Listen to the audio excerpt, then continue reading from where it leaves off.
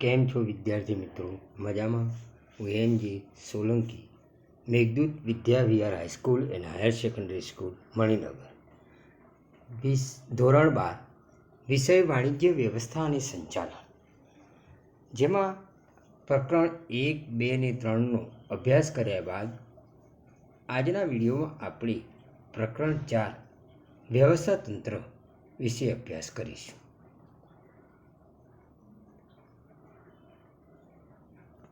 પ્રકરણ 4 વ્યવસ્થા તંત્ર, જેને ઓર્ગેનાઇઝિંગ તરીકે ઓળખવામાં આવે છે. વ્યવસ્થા તંત્ર એ સંચાલનનું એક કાર્ય જ છે. સંચાલનનું પ્રથમ કાર્ય આયોજન છે. આયોજન દ્વારા એકમના ધ્યેય નિશ્ચિત કરવામાં આવે છે. સંચાલનની સફળતાનો આધાર ફક્ત આયોજન પર જ નથી. આયોજનને અસરકારક અમલ બનાવવા માટે ધંધાકીય એકમમાં ધ્યેયની સિદ્ધિ માટે જે વહીવટી માળખું રચવામાં આવે છે, જેને આપણે વ્યવસ્થા તંત્ર તરીકે ઓળખવામાં આવે છે. જ્યારે સમાન ધ્યેયની સિદ્ધિ માટે એક કરતાં વધુ વ્યક્તિઓ કામ કરતા હોય ત્યારે એકમમાં અસરકારક વ્યવસ્થા તંત્રની આવશ્યકતા અથવા જરૂરિયાત રહે છે. માટે એકમની ધ્યેય સિદ્ધિ અન્ય કાર્યની સફળતાનો આધાર એકમના કર્મચારીઓ વચ્ચે કાર્યોની સ્પષ્ટ વહેંચણી, સત્તા અને જવાબદારીનું વિભાજન, સત્તાની સોંપણી જેવી બાબતો પર રહેલું છે. આ બધી બાબતો આપણે આ વ્યવસ્થા તંત્રમાં કરવામાં આવતું હોય છે. માટે વ્યવસ્થા તંત્ર એ ધંધાકીય એકમમાં અનિવાર્ય છે. તેથી જ કહેવાય છે કે આયોજન એ ધંધાકીય સાહસનું મગજ છે, સંકલન એ પ્રાણ છે અને વ્યવસ્થા તંત્ર એ તેનું શરીર છે. હવે વ્યવસ્થા તંત્ર વિશે આપણે સામાન્ય ખ્યાલ મેળવ્યા પછી આપણે વ્યવસ્થા તંત્રનો અર્થ સમજીએ. વ્યવસ્થા તંત્ર કોને કહેવામાં આવે? સામાન્ય શબ્દોમાં આપણે કહીએ તો સમાન ધ્યેય સિદ્ધ કરવા પ્રવૃત્ત થયેલ વ્યક્તિઓ વચ્ચે સત્તા અને જવાબદારીની વહેંચણી કરતું માળખું એટલે વ્યવસ્થા તંત્ર. આ સરળ અર્થ છે, આપણને યાદ રહી જાય એવો અર્થ છે. સમાન ધ્યેય સિદ્ધ કરવા માટે જ પ્રવૃત્ત થયેલ વ્યક્તિઓ વચ્ચે ધંધાકીય એકમની જે સત્તા અને જવાબદારી હોય છે, એ સત્તા અને જવાબદારી બધી વ્યક્તિઓ વચ્ચે વહેંચણી કરી અને એક માળખું રચવામાં આવતું હોય છે. આ માળખાને આપણે વ્યવસ્થા તંત્ર તરીકે ઓળખવામાં આવતું હોય છે. આપણે બીજી એક વ્યાખ્યા એક લેખકની જોઈએ. ચેસ્ટર આઈ બર્નાર્ડના જણાવ્યા મુજબ 2 કે તેથી વધુ વ્યક્તિઓના સહકાર દ્વારા થતી પ્રવૃત્તિ એટલે વ્યવસ્થા તંત્ર. અહીં 2 કે વધુ વ્યક્તિઓ સાથે મળીને ધંધાકીય એકમનું કાર્ય કરી એકે નક્કી કરેલા ધ્યેય હોય છે, એ ધ્યેય સિદ્ધ કરી તો આ માળખાને આપણે વ્યવસ્થા તંત્ર તરીકે ઓળખવામાં આવતું હોય છે. એ વ્યવસ્થા તંત્રનો ખ્યાલ આપણે જોઈએ તો સમગ્ર વહીવટ તથા સંચાલન પ્રક્રિયાને અસરકારક બનાવવા માટે કાર્યક્ષમ વ્યવસ્થા તંત્ર હોવું જરૂરી છે. સંચાલનની મોટાભાગની મુશ્કેલીઓ બિનકાર્યક્ષમ વ્યવસ્થા તંત્રમાંથી ઉદ્ભવતી હોય છે. તેને કારણે ધંધાકીય એકમ નિશ્ચિત સમયમાં ધ્યેય સિદ્ધ કરી શકતું હોતું નથી. તેથી ધંધાકીય એકમ પાસે યોગ્ય અને અસરકારક વ્યવસ્થા તંત્ર હોવું જરૂરી છે, જેથી સાધનોનો ઇષ્ટતમ ઉપયોગ દ્વારા સમય, શક્તિ અને નાણાંની બચત કરી શકાય અને એકમની પ્રવૃત્તિઓ વચ્ચે વિસંગતતાઓ પણ નિવારી શકાતી હોય છે. વ્યવસ્થા તંત્રનો ખ્યાલ મૂળભૂત રીતે સમૂહ સાથે સંકળાયેલો છે. જ્યાં એક કરતાં વધુ વ્યક્તિઓ સમૂહમાં કાર્ય કરતી હોય ત્યારે તેમના કાર્યને અસરકારક બનાવવા માટે આ માળખું રચવામાં આવતું હોય છે, જે વ્યવસ્થા તંત્ર છે, જેને પ્રબંધ તરીકે પણ ઓળખવામાં આવે છે. કોઈ પણ સમાન ધ્યેયની પ્રાપ્તિ માટે એકત્રિત થયેલા લોકો વચ્ચે સત્તા અને જવાબદારીની વહેંચણી કરી વ્યક્તિઓ વચ્ચેના સંબંધ સ્થાપિત કરવાનું કાર્ય એ વ્યવસ્થા તંત્રમાં કરવામાં આવે છે. માટે માનવીનું શરીર એક ઉત્તમ ઉદાહરણ છે. માનવીના શરીરમાં જુદા જુદા અંગોના કાર્યો જુદા જુદા છે. તેમ છતાં બધા જ અંગો એકબીજા સાથે સંકલિત હોય છે. તેમ ધંધાકીય એકમમાં સંચાલનનું વ્યવસ્થા તંત્રનું કાર્ય પણ બધી જ પ્રવૃત્તિઓ સાથે સંકલિત જોવા મળતું હોય છે. હવે આપણે વ્યવસ્થા તંત્રનો અર્થ ખ્યાલ સમજ્યા પછી આ વ્યવસ્થા તંત્રની લાક્ષણિકતાઓ એટલે કે લક્ષણો શું છે તે વિશે આપણે અભ્યાસ કરીએ. પહેલું છે ધ્યેયલક્ષી પ્રવૃત્તિ. કોઈપણ ધંધાકીય એકમમાં ધ્યેયની સિદ્ધિ માટે વ્યવસ્થા તંત્રની રચના કરવામાં આવતી હોય છે. એકમના મુખ્ય ધ્યેય ઉપરાંત વિભાગીય ધ્યેયો પણ હોય છે. તો આ રીતે કર્મચારીઓના વ્યક્તિગત હેતુઓ પણ હોય છે. તો આમ એકમના હેતુઓ, વિભાગીય હેતુઓ, કર્મચારીઓના હેતુઓનું રૈખિક સંકલન કરી એક માળખું એ વ્યવસ્થા તંત્ર છે. તેથી જ ધંધાકીય એકમમાં તેને ધ્યેયલક્ષી પ્રવૃત્તિ તરીકે ઓળખવામાં આવતી હોય છે. બીજું છે આયોજન પર આધારિત. સંચાલનનું પ્રથમ કાર્ય આયોજન છે. આયોજનમાં સુનિશ્ચિત નક્કી કરવામાં આવેલા ધ્યેયને પાર પાડવા માટે જે રચના કરવામાં આવે છે એ રચનાને આપણે આયોજન તરીકે ઓળખવામાં આવે છે. તો ભવિષ્યમાં અમલમાં મૂકવાની યોજનાને આધારે એકમના માળખાનું ઘડતર થતું હોય છે. માટે આ ઘડતર એ વ્યવસ્થા તંત્ર છે અને જે આયોજન પર જ આધારિત હોય છે. ત્રીજું સત્તા અને ફરજોની સોંપણી. ધંધાકીય એકમમાં કામ કરતી જુદી જુદી વ્યક્તિઓને તેમના કૌશલ્ય અને લાયકાતને આધારે જુદી જુદી પ્રવૃત્તિઓ સોંપવામાં આવતી હોય છે. જે પ્રવૃત્તિઓ સોંપવામાં આવે તો એ વ્યક્તિએ કાર્ય કરી શકે એ માટે એમની સત્તા પણ આપવામાં આવતી હોય છે. તો આ સત્તા અને ફરજોની સોંપણી એકમના કર્મચારીઓને તેમના કામ કૌશલ્યને આધારે થતી હોય છે અને આ કાર્ય એ વ્યવસ્થા તંત્રમાં થતું હોય છે. ચોથું છે માનવ પરિબળને મહત્ત્વ. વ્યવસ્થા તંત્રમાં માનવી કેન્દ્ર સ્થાને છે. કોઈપણ આદર્શ વ્યવસ્થા તંત્રની સફળતાનો આધાર તેમાં કાર્ય કરતા માનવીઓ પર રહેલો છે. તેથી અસરકારક વ્યવસ્થા તંત્રની સ્થાપના માટે અસરકારક માનવ સંબંધો સ્થાપિત કરવા જરૂરી છે. પાંચમું છે પરિવર્તનશીલતા. એકવાર વ્યવસ્થા તંત્રની રચના થઈ ગયા પછી તેમાં ફેરફારને અવકાશ હોવો જરૂરી છે. બદલાતા જતા સંજોગો અને પરિસ્થિતિ મુજબ વ્યવસ્થા તંત્રમાં પણ સાનુકૂળ ફેરફારો કરી શકાય એવું વ્યવસ્થા તંત્ર રચવું જોઈએ. નવી ટેકનોલોજી અમલમાં આવે, નવી શોધખોળ અમલમાં આવે, ધંધાકીય પર્યાવરણમાં ફેરફાર થાય તો એ મુજબ વ્યવસ્થા તંત્રમાં પણ આપણે જરૂરી ફેરફારો કરી શકાય એ પ્રકારનું વ્યવસ્થા તંત્ર હોવું જોઈએ. છઠ્ઠું છે આંતર સંબંધોની સ્થાપના. વ્યવસ્થા તંત્ર કાર્ય, હોદ્દાઓ અને વિભાગો વચ્ચે આંતર સંબંધોની સ્થાપના કરે છે. એકના કાર્યના બીજા કાર્ય સાથે તેમજ એક વિભાગના કાર્યને બીજા વિભાગના કાર્ય સાથે સંબંધોની સ્પષ્ટતા આ વ્યવસ્થા તંત્રમાં આપણને જોવા મળે છે. સાતમું દેખરેખ અને અંકુશ. દેખરેખ, અંકુશ અને સંકલન એ વ્યવસ્થા તંત્ર માટે મૂળભૂત જરૂરિયાતો છે. કર્મચારીને સોંપવામાં આવેલ કાર્ય એ તેની સત્તા અને ફરજને આધારે નક્કી થતું હોય છે. માટે તે અંગે દેખરેખ, અંકુશ અને જોગવાઈ એ વ્યવસ્થા તંત્રમાં હોવી જરૂરી છે. આઠમું છે સામૂહિક પ્રવૃત્તિ. વ્યવસ્થા તંત્ર એ અનેક વ્યક્તિઓ દ્વારા ધ્યેય સિદ્ધ માટે પ્રયત્નશીલ હોય છે. વ્યક્તિઓના પ્રયત્નોને વ્યવસ્થા તંત્ર યોગ્ય માળખું પૂરું પાડે છે. માટે સામૂહિક પ્રવૃત્તિ એ આપણને વ્યવસ્થા તંત્રમાં આપણને જોવા મળે છે. નવમું છે નિયંત્રિત વહીવટી માળખું. વ્યવસ્થા તંત્ર એ ચોક્કસ પ્રકારનું નિયંત્રિત વહીવટી માળખું છે. ધંધાકીય એકમમાં સંબંધો પ્રસ્થાપિત કરવા માટેના નિયમો અને નિયંત્રણોની જરૂર રહે છે, જેની રચના વ્યવસ્થા તંત્ર દ્વારા થતી જોવા મળે છે. હવે આપણે વ્યવસ્થા તંત્રની પ્રક્રિયાના તબક્કા. કોઈપણ ધંધાકીય એકમની આપણે સ્થાપના કરીએ ત્યારે એ ધંધાકીય એકમની અંદર સંચાલનનું પ્રથમ કાર્ય આયોજન પૂર્ણ થયા બાદ એ ધંધાકીય એકમમાં જે આયોજનમાં આપણે નક્કી કરેલા ધ્યેયો છે એ સિદ્ધ કરવા માટે એને આધારિત એક વ્યવસ્થા તંત્ર આપણે રચવું પડે છે. તો વ્યવસ્થા તંત્ર એક વૈજ્ઞાનિક પ્રક્રિયા છે. અયોગ્ય રીતે રચાયેલું વ્યવસ્થા તંત્ર લાંબો સમય ધંધામાં ટકી શકતું નથી. માટે વ્યવસ્થા તંત્ર એ ધંધાકીય એકમમાં અસરકારક હોવું જોઈએ. પીટર એફ ડ્રકર જણાવે છે, વ્યવસ્થા તંત્રની રચના દ્વારા કાર્યક્રમનો સંબંધ સ્થાપિત થાય છે. તેથી રચના યોગ્ય ઢબે થવી જરૂરી છે.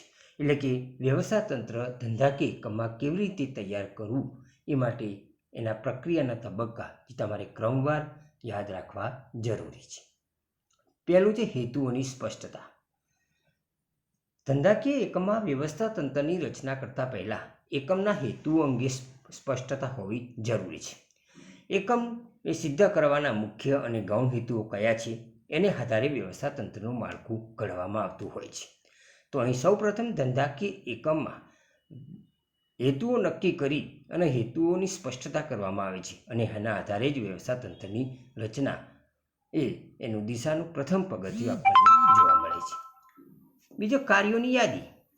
એકમના હેતુઓની સ્પષ્ટતા કર્યા બાદ આ નક્કી કરેલા હેતુઓ સિદ્ધ કરવા માટે વ્યવસ્થા તંત્રમાં માળખામાં કયા કયા કાર્યો કરવા પડશે એની એક યાદી તૈયાર કરવામાં આવે છે.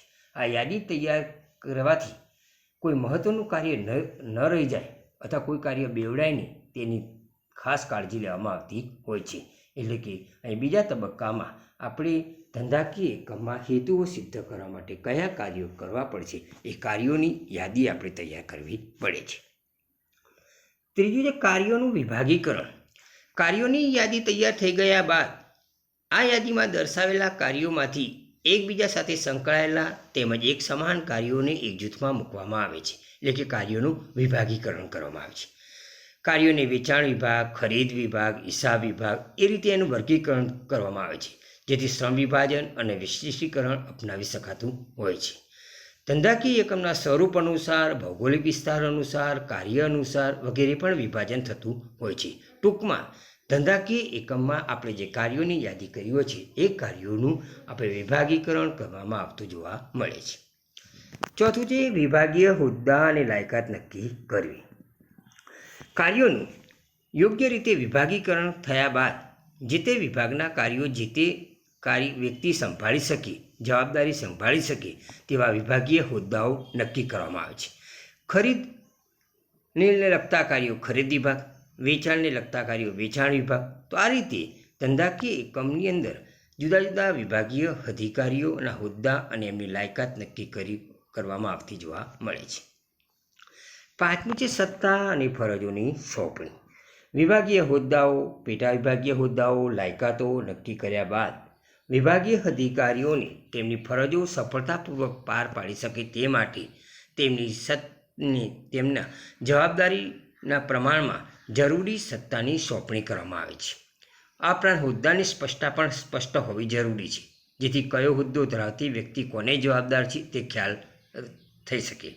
માટે સત્તા અને ફરજોનું પ્રમાણ યોગ્ય રીતે જળવાય એ આ તબક્કે આપણે ખૂબ જ જરૂરી હોય છે.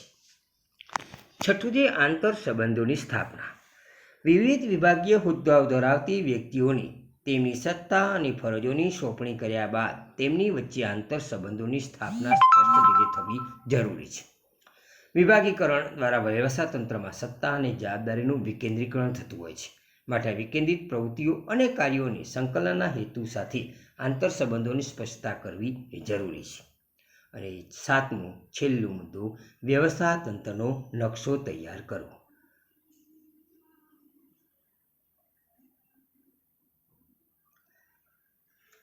વ્યવસ્થા તંત્રમાં સામેલ દરેક અધિકારીઓ અને કર્મચારીઓ પોતાના સ્થાન વિશે સ્પષ્ટ ખ્યાલ મેળવી શકે તે માટે આકૃતિ સ્વરૂપે જે આપણે વ્યવસ્થા તંત્ર તૈયાર કર્યું હોય એનો તંત્રનો ચાર્ટ કે નકશો તૈયાર કરવામાં આવતો હોય છે, જેથી એકમમાં કામ કરતા દરેક કર્મચારી એ જોઈ શકે છે. આ તે વ્યવસ્થા તંત્રના નકશાની નોટિસ બોર્ડ પર ધંધાકીય એકમમાં મૂકવું જરૂરી હોય છે. હવે આપણે વ્યવસ્થા તંત્રની રચનાની પ્રક્રિયાના તબક્કા સમજ્યા બાદ વ્યવસ્થા તંત્રના માળખાનો અભ્યાસ કરીશું. વ્યવસ્થા તંત્રનું માળખું અલગ અલગ પ્રકારનું હોઈ શકે છે. અસરકારક સંચાલન માટે આદર્શ વ્યવસ્થા તંત્ર પર ભાર મૂકવામાં આવતો હોય છે. માટે વ્યવસ્થા તંત્રનું માળખું એ વ્યવસ્થા તંત્રના પ્રકારો દર્શાવે છે, જે ધંધાકીય એકમના સ્વરૂપ, કદ, જવાબદારીઓ અને વિભાગીકરણને આધારે આ તે વ્યવસ્થા તંત્રના પ્રકારો નક્કી થતા હોય છે. કુલ આપણને ધંધાકીય એકમમાં 5 વ્યવસ્થા તંત્રના પ્રકારો છે. રૈખિક વ્યવસ્થા તંત્ર, બીજું કાર્યાનુસાર વ્યવસ્થા તંત્ર, ત્રીજું વૈધિક વ્યવસ્થા તંત્ર, ચોથું અવૈધિક વ્યવસ્થા તંત્ર અને પાંચમું છે શ્રેણિક વ્યવસ્થા તંત્ર. એમાં હવે આપણે પહેલું રૈખિક વ્યવસ્થા તંત્ર જોઈશું. એટલે કે રૈખિક વ્યવસ્થા તંત્ર ધંધાકીય એકમમાં કેવા પ્રકારનું હોય છે. તો એ રૈખિક વ્યવસ્થાતંત્ર એ વ્યવસ્થાતંત્રનો પ્રાચીન અને સૌથી સરળ પ્રકાર છે. કેટલાય વર્ષો પહેલાં લશ્કરમાં પણ તેનો ઉપયોગ થતો આવ્યો છે.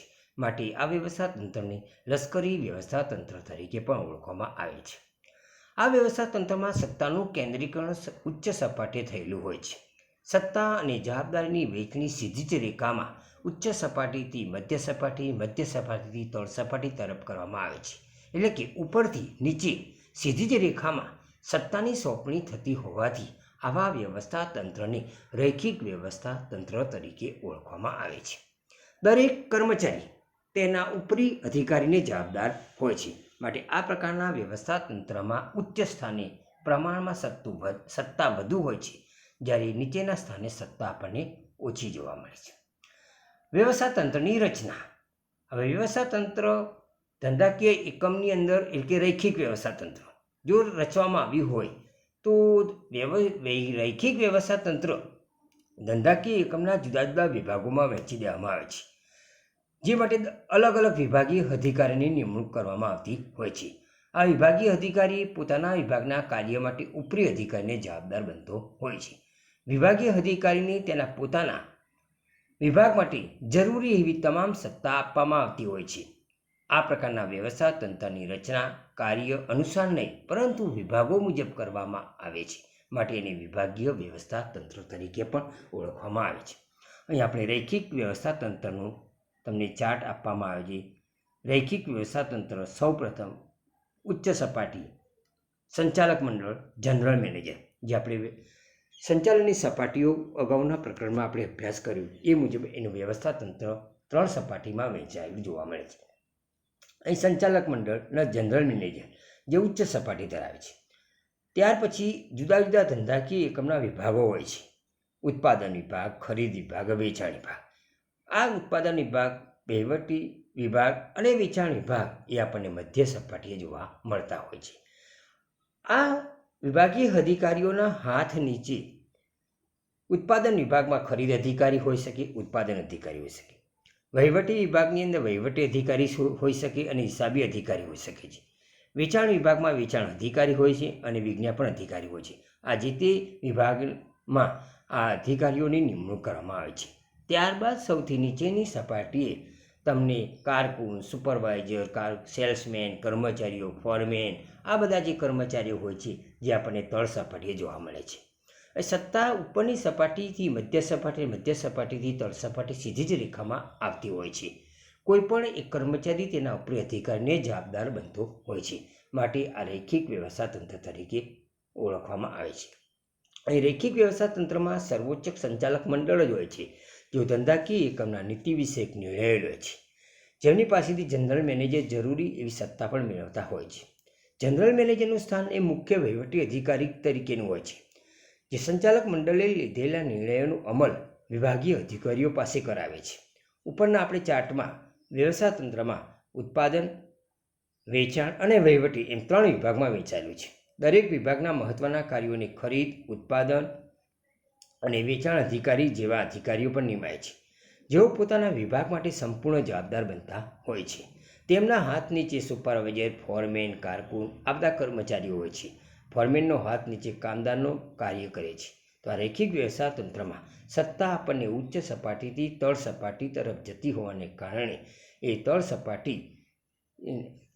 સપાટી જતી હોય છે, માટે એને રૈખિક વ્યવસ્થાતંત્ર તરીકે ઓળખવામાં આવે છે. આ રૈખિક વ્યવસ્થાતંત્ર જે ધંધાકીય એકમમાં કદ નાનું હોય, એમનું કાર્યક્ષેત્ર મર્યાદિત હોય, અંકુશ અને શિસ્તના પ્રશ્નો ઓછા હોય, એવા પ્રકારના ધંધામાં આ વ્યવસ્થાતંત્ર વધુ અનુકૂળ આવતું જોવા મળે છે. હવે આપણે રૈખિક વ્યવસ્થાતંત્રનો અભ્યાસ કર્યા બાદ કાર્યાનુસાર વ્યવસ્થાતંત્ર વિશે આપણે જોઈશું. એટલે કે બીજા નંબરનું વ્યવસ્થાતંત્ર છે કાર્યાનુસાર વ્યવસ્થાતંત્ર. આપણે એનો અર્થ, રચના એ પ્રમાણે આપણે સમજીએ. પહેલો અર્થ જોઈએ આપણે. રૈખિક વ્યવસ્થાતંત્ર કાર્ય કરતા વિભાગને વધુ મહત્ત્વ આપે છે, જેઓ અગાઉ આપણે જોઈ ગયા તે મુજબ. તેની મુખ્ય મર્યાદા છે. આ મર્યાદાને ધ્યાનમાં લઈને કાર્યાનુસાર વ્યવસ્થાતંત્ર અસ્તિત્વમાં આવી છે. રૈખિક વ્યવસ્થાતંત્રમાં વિશિષ્ટીકરણનો અભાવ જોવા મળતો હોય છે, કારણ કે તેમાં કાર્યના સ્થાને વિભાગને જ વધુ મહત્ત્વ આપવામાં આવતું હોય છે. તો રૈખિક વ્યવસ્થા તંત્ર અનુસાર એકમના એક વિભાગના અધિકારી અને કર્મચારીની અનેક પ્રકારના કાર્યો કરવા પડે છે. સ્વાભાવિક છે કે આ અધિકારી અને કર્મચારી દરેક કાર્યમાં નિષ્ણાત ન પણ હોઈ શકે. તો તેથી એક એવા વ્યવસ્થા તંત્રની રચના કરવામાં આવી કે જેમાં વિશિષ્ટ જ્ઞાન ધરાવતી નિષ્ણાત વ્યક્તિને જે તે એકમના ચોક્કસ કાર્યોની જવાબદારી સોંપવામાં આવે, જેને કાર્યાનુસાર વ્યવસ્થા તંત્ર તરીકે ઓળખવામાં આવે છે. દાખલા તરીકે કર્મચારી સંચાલન વિભાગના અધિકારી કર્મચારીઓની ભરતી, બદલી, બઢતી આ બધું કાર્ય સંભાળી શકે છે, જે કોઈ અન્ય સંચાલન આ સંભાળી શકતા હોતા નથી. તો જે તે વિભાગને જે તે કાર્ય સોંપવામાં આવતું હોય છે, માટે કાર્ય અનુસાર અહીં વ્યવસ્થા તંત્ર રચવામાં આવતું હોય છે, માટે એને કાર્યાનુસાર વ્યવસ્થા તંત્ર તરીકે ઓળખવામાં આવે છે. એની રચના વિશે આપણે જોઈએ તો કાર્યાનુસાર વ્યવસ્થા તંત્રમાં શ્રમ વિભાજન અને વિશિષ્ટકરણને વિશેષ મહત્વ આપવામાં આવે છે. તેમાં સત્તા અને જવાબદારીની સોંપણી વિભાગ અનુસાર કરવાને બદલે કાર્ય અનુસાર કરવામાં આવે છે.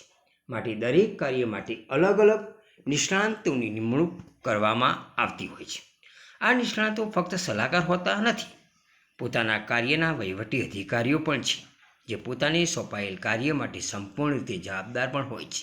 દાખલા તરીકે ખરીદ અધિકારી એકમની તમામ પ્રકારની ખરીદીના કાર્ય માટે જવાબદાર બનતા હોય છે. તો અહીં ખરીદ અધિકારી પોતાના ખરીદ વિભાગને લગતા કાર્યો સંભાળતા હોય છે. હવે આપણે કાર્યાનુસાર વ્યવસ્થા તંત્ર કેવા પ્રકારનું હોઈ શકે, તો અહીં તમને કાર્યાનુસાર વ્યવસ્થા તંત્રનો ચાર્ટ અથવા નકશો આપવામાં આવેલો છે. કાર્યાનુસાર વ્યવસ્થા તંત્રમાં મુખ્ય વહીવટી અધિકારી હોય છે. અહીં બે વિભાગમાં વહેંચાયેલું છે, વહીવટી વિભાગ અને કારખાના વિભાગ. વહીવટી વિભાગની અંદર સૂચના અધિકારી, શિસ્ત અધિકારી, હિસાબી અધિકારી અને માર્ગદર્શન અધિકારી. કારખાના વિભાગની અંદર જૂથ અધિકારી, ઝડપ અધિકારી, ગુણવત્તા નિયંત્રણ અધિકારી અને સમારકામ અધિકારી. તેમના વહીવટી વિભાગની અંદર આ બધા કર્મચારીઓ જોવા મળે છે.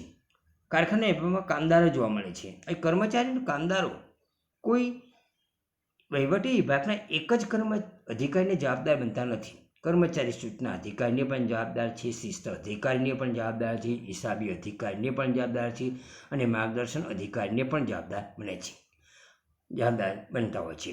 એ રીતે અહીં કામદારો પણ એ રીતે જ આ રીતે જવાબદાર બને છે. એટલે કે એક કરતાં વધારે અધિકારીઓને જે જવાબદાર બનતા હોય કામદારો, અધિકારીઓ, તો આ પ્રકારનું વ્યવસ્થા તંત્ર એ આપણે કાર્ય અનુસાર વ્યવસ્થા તંત્ર ઓળખવામાં આવતું હોય છે.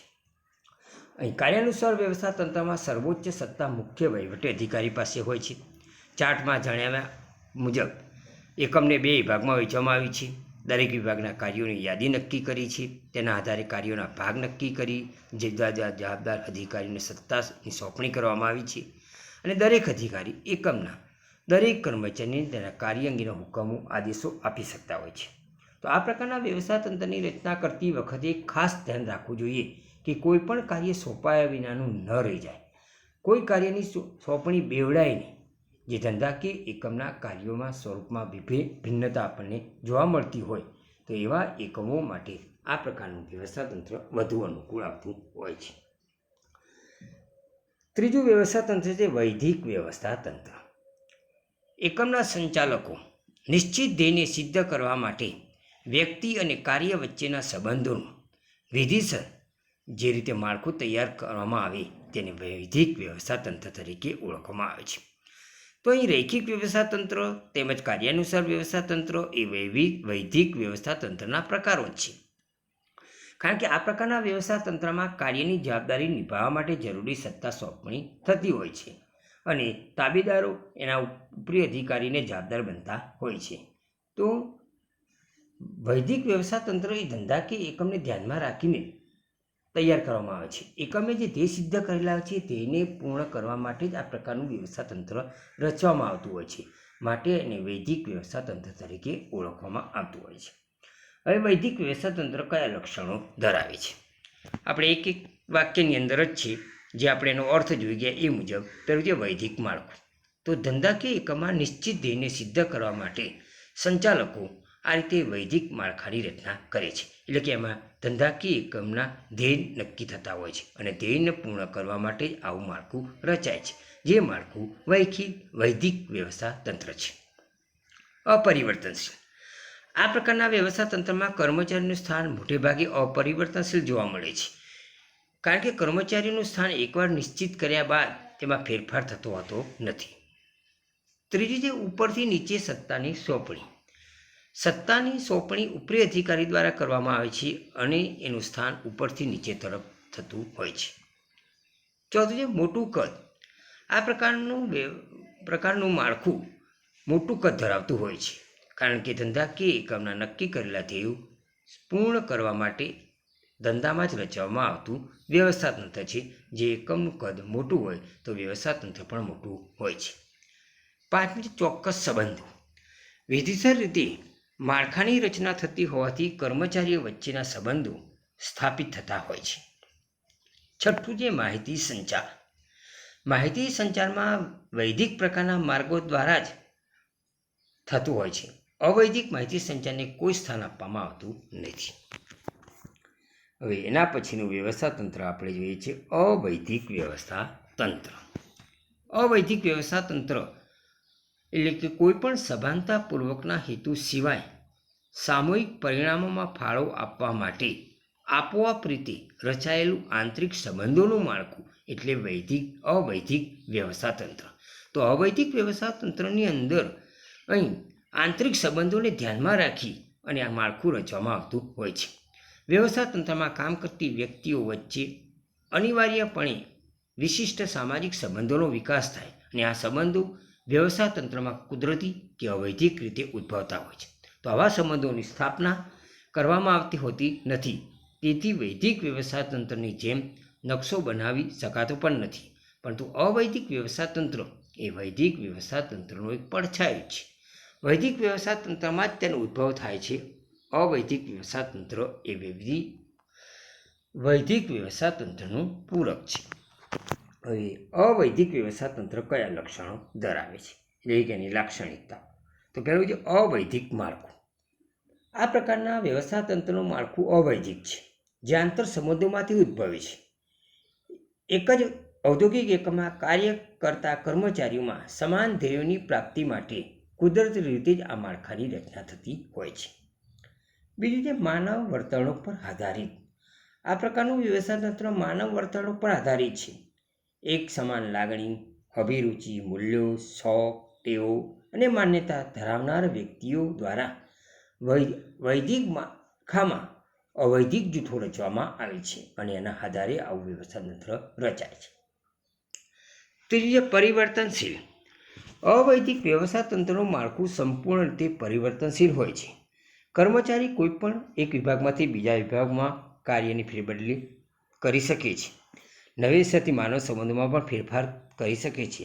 તો એને કારણે અવૈદિક વ્યવસ્થા તંત્ર આપણને પરિવર્તનશીલ જોવા મળે છે. ચોથું સાર્વત્રિક. અવૈદિક વ્યવસ્થા તંત્ર સાર્વત્રિક છે, જે માત્ર ઉદ્યોગોમાં જ નહીં પરંતુ સમાન હિતો અને મૂલ્યો ધરાવતી દરેક માનવીય પ્રવૃત્તિઓમાં આ અવૈદિક વ્યવસ્થા તંત્ર આપણને જોવા મળે છે. પાંચમું છે અવૈદિક માહિતી સંચાર. અવૈદિક માહિતી સંચાર આપણને અવૈદિક વ્યવસ્થા તંત્રમાં જોવા મળે છે. તો અવૈદિક વ્યવસ્થા તંત્રમાં કર્મચારીઓ વચ્ચે માહિતી સંચાર અવૈદિક રીતે થતી હોય છે. તે મોટે ભાગે મૌખિક હોય છે. હકીકતો અને અભિપ્રાયોનું પ્રમાણ હોવાની શક્યતા વધી જાય છે. તો અવૈદિક વ્યવસ્થા તંત્રમાં માહિતી સંચાર આપણને અત્યંત ઝડપી જોવા મળે છે. છઠ્ઠો મુદ્દો છે નાનું કદ. મોટે ભાગે અવૈદિક વ્યવસ્થા તંત્રનું કદ નાનું હોય છે, કારણ કે તે વ્યક્તિગત સંબંધો પર જ આધારિત હોય છે. વળી સભ્યો વચ્ચેની આંતરપ્રક્રિયાનું પરિણામ જે સંખ્યામાં ઘણા બધા જૂથો હોય છે, પરંતુ કદમાં આ પ્રકારનું વ્યવસ્થા તંત્ર આપણને નાનું જ જોવા મળે છે. સાતમું છે અંકુશનો અભાવ. અવૈદિક વ્યવસ્થા તંત્રમાં કર્મચારીની પ્રવૃત્તિઓ પર વિધિવત રીતે અંકુશ રાખી શકાતો નથી, માટે અંકુશનો અભાવ આ વ્યવસ્થા તંત્રમાં આપણને જોવા મળે છે. અને આઠમો મુદ્દો છે વૈદિક વ્યવસ્થા તંત્રને પૂરક. અવૈદિક વ્યવસ્થા તંત્ર એ વૈદિક વ્યવસ્થા તંત્રમાં ઉદ્ભવ પામતું હોવાથી કહી શકાય છે કે વૈદિક વ્યવસ્થા તંત્રનું એક પૂરક છે. બાકીના અધૂરા ચેપ્ટરની સમજૂતી આપણી અગાઉના વિડીયોમાં આપણે કરીશું. Thank you.